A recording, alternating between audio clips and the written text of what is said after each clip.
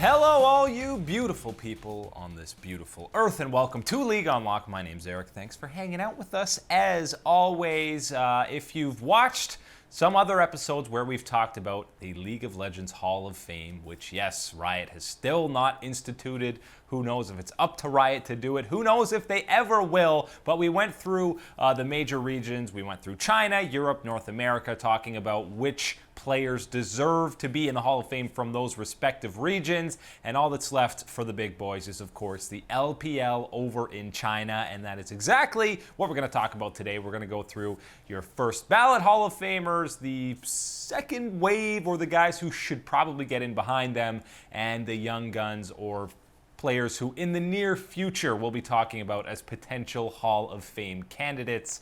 And China, obviously there's been some historically incredible players from that region and some players that have defected or imported over there and have put together some incredible careers over there, even though they're not natives of China. We got to start with these first ballot guys, and pretty much all of them should be pretty household names, except maybe if you weren't paying attention to League of Legends many, many moons ago.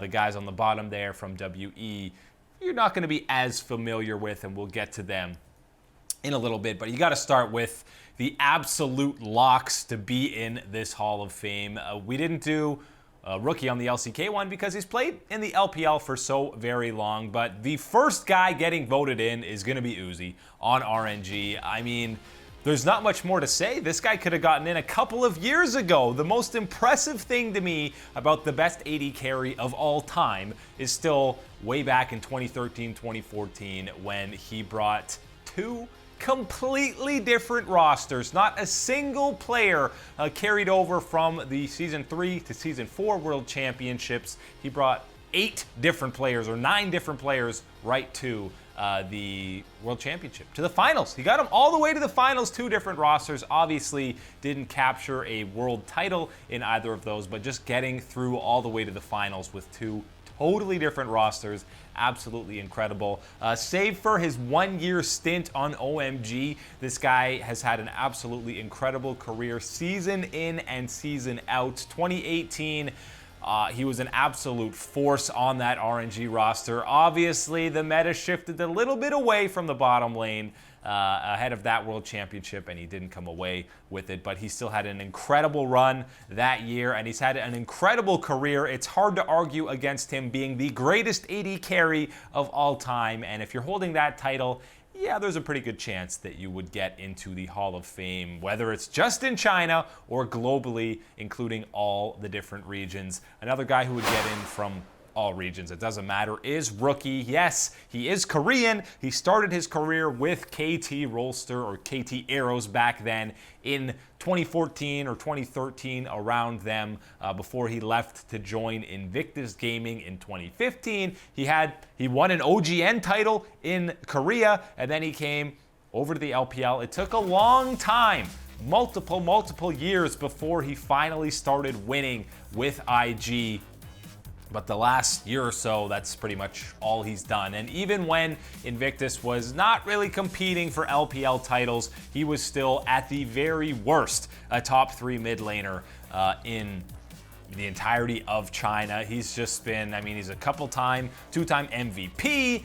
Now he's got World Championship pedigree under his belt. He's got international claim to fame where he's performed well on those stages. So yes, Rookie would be an absolute lock to be in the Hall of Fame because he's played at the absolute highest of level for countless years now. Over half a decade, we've been talking about him being one of the best mid laners, at the very least domestically, and more recently, he's been one of the best mid laners on the entire planet. So Rookie would go right alongside Uzi. I think those would be the top 2 guys you're talking about for playing out of the LPL. And the reason we have Rookie again in the LPL is he's played the majority of games in his career in China, even though he is from Korea. I think he would get locked into that hall as a member of the LPL. Another guy who's been around for years is Clearlove from EDG. I mean, all this guy does is win LPL titles. He's got 5 of them to his name.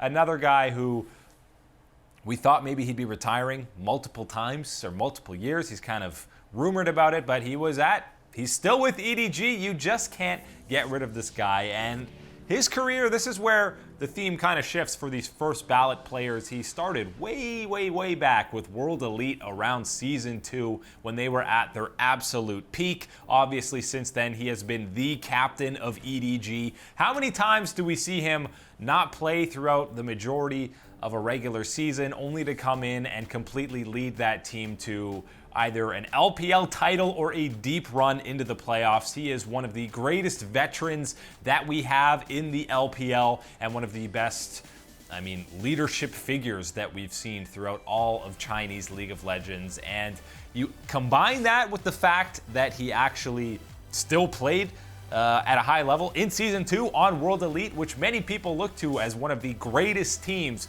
in the history of, at the very least, the early days of League of Legends. You combine the longevity with the success and the results that he's had in China and internationally. Yes, Clear Love, 7, 8, 9, 10, 12, whatever number he wants to throw on at the end of his name, he will be a first ballot lock for the Hall of Fame if it ever comes around. And a couple of his old World Elite teammates are guys that we have to talk about whenever we're talking about these Hall of Fame enshrinees. You've got to recognize some of the pioneers and innovators of the early days of League of Legends. And before Uzi stormed onto the scene, Weixiao was the best AD carry on the planet, and of course, he was from China. He played for World Elite. It was him and really Doublelift you were kind of talking about as the best ADCs in the world. And World Elite, they won the most contested and most competitive tournament, maybe still of all time, in IPL 5 with all of the best teams in the world playing there.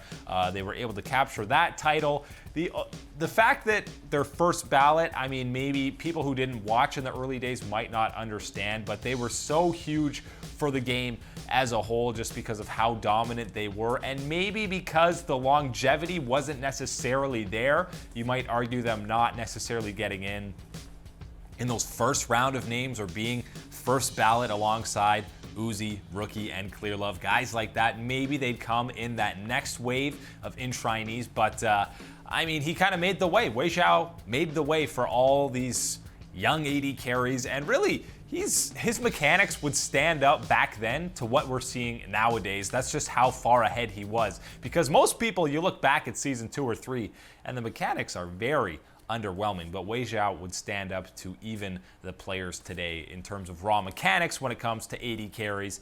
And we've also got to shout out his teammate in the mid lane, Messiah, who, when you have a name, a gameplay mechanic named after you, you're basically already inducted into that Hall of Fame. Obviously, Messiah, most known for his Twisted Fate, and that's what was the name for him was after that. The TP in, one your Twisted Fate, and then your Zhonya's, so that everyone blows all their CC and all their abilities on you right when you pop Zhonya's. It's the ultimate bait. He did it to perfection a couple of times, and obviously he was a premier mid laner in, again, the earlier days around Season 2, where he was a complete force in that mid lane and one of the key cogs that had the wheels turning for that World Elite roster. He's another guy who you would have loved to see more of and a longer career, because I still think he would have been able to compete at a high level for much longer. But maybe because, again, him and Weixiao didn't have the long careers like some of these guys have nowadays. You argue against it,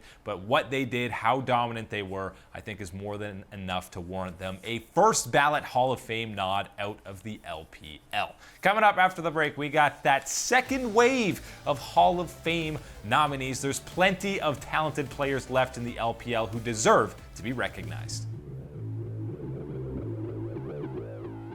Let the fun continue, because we're back on League Unlocked. My name's Eric. Thanks for hanging out, all you lovely people, as we look at some of the players in the history of the LPL and League of Legends in China that we believe deserve or will deserve some Hall of Fame honors. We already went through those first ballot guys with Uzi, Rookie, Clear Love leading the way, but there's another entire group that you could probably say these guys deserve being in that Hall of Fame. Maybe not quite in that first round of voting, but eventually they should definitely get there. And we've got a couple of MVP performers that have played at a high enough level for a long enough period of time where you could talk about them getting into that elusive and immortalized place that is the League of Legends Hall of Fame. And of course, you got a pal of Uzi's he's been playing with for a very long time. He's played on RNG when Uzi wasn't even there, and they were still able to win some LPL splits, and that's because of the performance that Xiaohu had. He has had some obviously incredible runs on RNG. He's won MVP of the LPL. We've seen some incredible highs from him. Yes, there have been some inconsistencies throughout his career that we've seen, but for the most part, he has played at a high level, been one of the best mid laners in the LPL. He's been able to play through countless metas, play a bunch of different champions.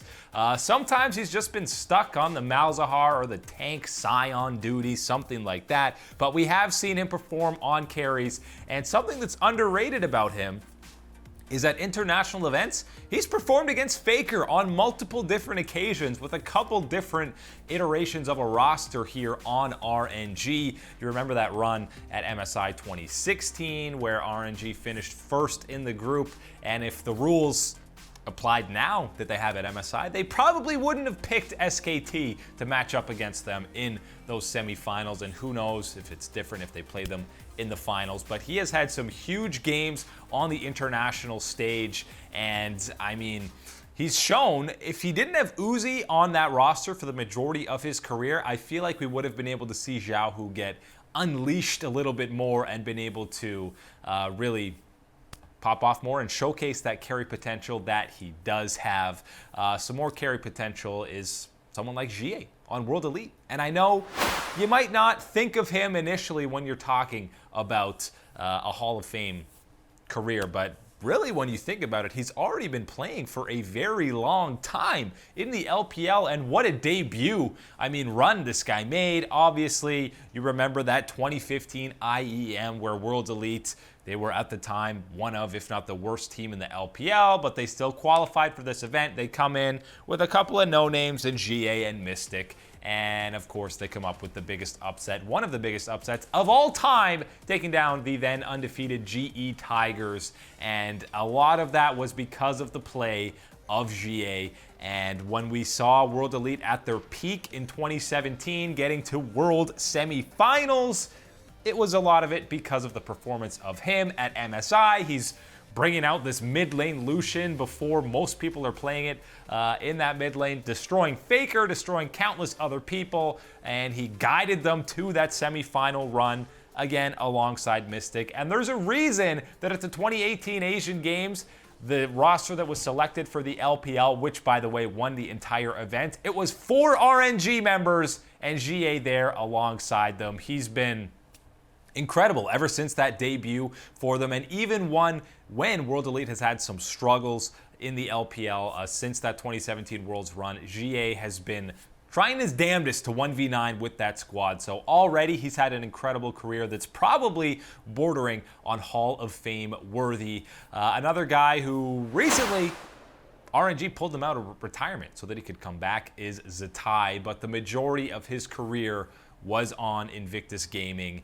And I mean, he spent 4 full years there. He eventually lane swapped when Rookie came in. He was the original mid laner for IG, and then he swapped into that top lane. He also did dabble in some AD carry, but this is a guy, he was at Season 2 Worlds. That's a long time ago to still be playing 7+ years later. Obviously, he's played at very different levels, but for the majority of his career, he's been incredibly consistent. And just to think that he came out of retirement and immediately goes into the starting lineup for RNG and actually performed pretty well. Yes, they didn't win the split when he came in there, but there was obviously a lot of question marks in that top lane for RNG with Amazing J, and Zatai came in, he filled the void to his very best of his abilities, and just the longevity and consistency that we've seen out of him, I think, is more than enough where you can talk about this guy getting in to the Hall of Fame.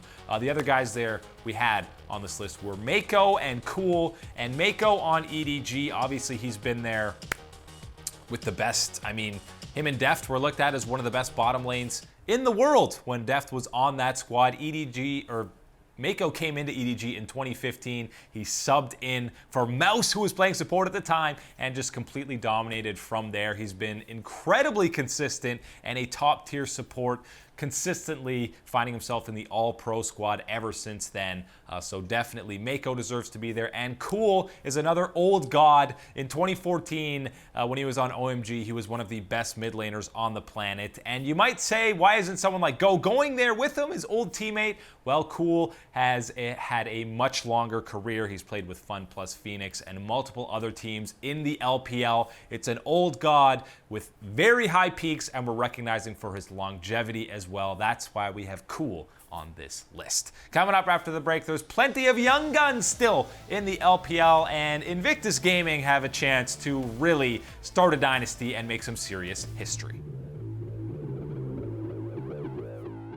Welcome back, everybody, to League Unlock as we continue looking at the Hall of Fame, or our Hall of Fame nominees from the LPL.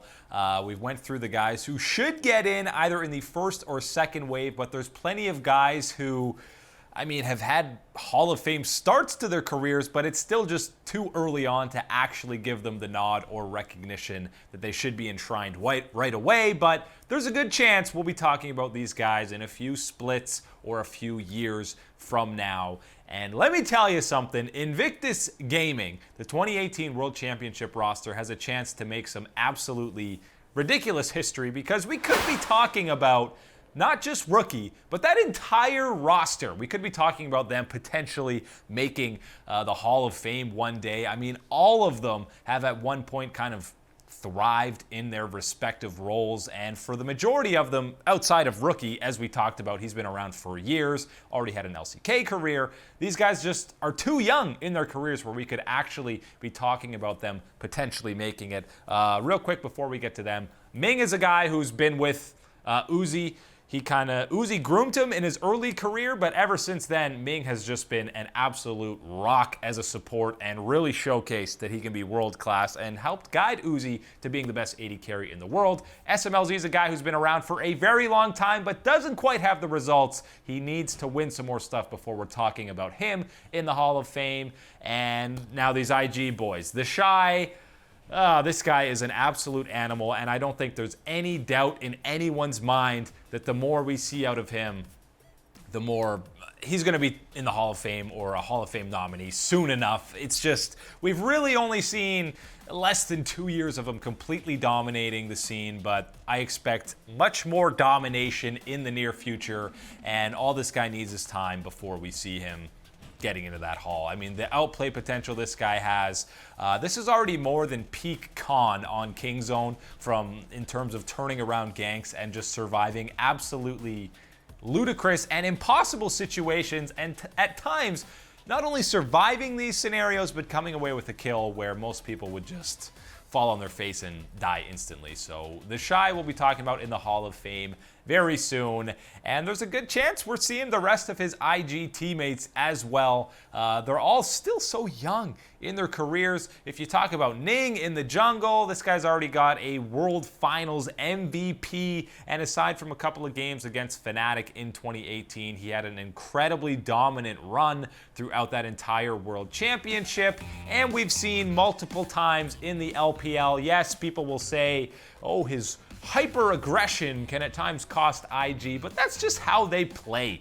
And yes, sometimes it'll cost them. They'll get in big early game deficits, but more often than not, they're going to bounce back, and more often than not, it's going to be Ning securing you first blood or some type of early advantage. And with the solo laners that IG have or have had, he can snowball. If he gets things snowballing, then the game is pretty much done and dusted just because of how dominant the Shy and Rookie are. So Ning, again, a few splits a few years from now, if he keeps playing at the pace that he is, if IG keeps dominating pretty much every event that they're entering in, then there's a good chance we're seeing him in that Hall of Fame. And maybe the most, not the most likely, but the youngest guy on this roster is actually Jackie Love. This guy already has LPL titles, multiple titles. He's got a world championship to his name. He's turning 19.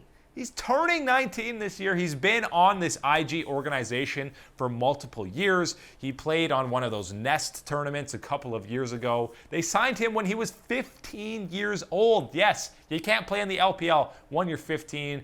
He was dubbed pretty much a prodigy coming into it. And for the most part, I mean, the first split or couple of splits, yes, there was a lot of mistakes and rookie growing pains, as you would expect with someone that young. But he has really come into his own. And Worlds 2018 was kind of a big coming out party for him. I think he really went toe-to-toe with some of the best. He single-handedly had that game-winning fight for them against KT Rolster to advance to the semifinals. Jackie Love, no doubt we will be talking about him as a Hall of Famer. He's just one of the many in the long line of world-class AD carries that come out of the LPL. And I think he's definitely passed someone like iBoy on EDG. We don't have iBoy on this list. I think 2017 was definitely peak iBoy, where he was the main carry on that EDG squad. But I think since then, he's been in a bit of a slump. He's definitely had some serious mistakes that have cost them. Even you saw it at 2018 Worlds. And Jackie Love has definitely passed iBoy for this youth movement when it comes to Chinese AD carries. It would be insane if you see those 5 IG members all getting into the Hall, but there's a good chance you see someone like Baolon alongside Jackie Love, because he's often the forgotten hero of that Invictus roster. We've also got Scout here on EDG. I mean, he's been around for a long time. He's also an MVP level player from the LPL. He played on SKT, and much like someone like iBoy, he does get caught out, but he has been a premier carry for Edward Gaming. And the last guy on this list is Knight on TOP, and I know people are gonna roll their eyes and say, come on, this guy's barely even been a professional for a year, and that's fair. That's why he's on the Legends of the Future board. No, this guy is not a Hall of Fame player right now. He does not have even close to a Hall of Fame resume just because he hasn't been playing long enough. But you remember the hype around him when people were just anxiously waiting for the golden left hand. In case you don't know, he does use his mouse with his left hand, which is absolutely insane. But he has lived up to the hype so far. He was part of this completely new look TOP, Top Sports Gaming roster in 2019, and he was right there. He got second team All-Pro in his first full split right behind DoinB on FPX, and I think the sky's the limit for this guy. He can definitely be up there in the category of some of these top tier mid laners like Scout, like Xiao, who may be even reaching rookie status in their semifinals matchup in the 2019 spring split. He went toe-to-toe with Rookie. Yes, TOP did lose that series, but Knight did his very best to carry that squad past IG. And that head-to-head matchup that he did against Rookie was absolutely incredible. He put up some insane performances. I cannot wait to see more out of Knight in the mid lane in the LPL, because I think we're only going to see more insane performances from him, and we'll potentially be talking about him in that Hall of Fame category. There are so many talented players from China, from the current era and from eras past. You know that the eventual League of Legends Hall of Fame will be filled with talent from China. That's all the time today for League Unlocked. My name is Eric. Thank you guys so much for joining us, as you always do, and we will see you guys next time or on the flippity flop.